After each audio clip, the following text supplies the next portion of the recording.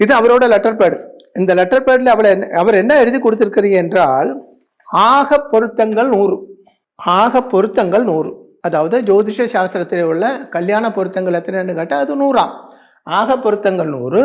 அதிலே இந்த ஜாதகப்படி 80 பொருத்தம் இருக்கு. அதனால கல்யாணம் ஆஹா ஓஹோன்னு நடத்தலாம் அவர் எழுதி கொடுத்திருக்கிறார்.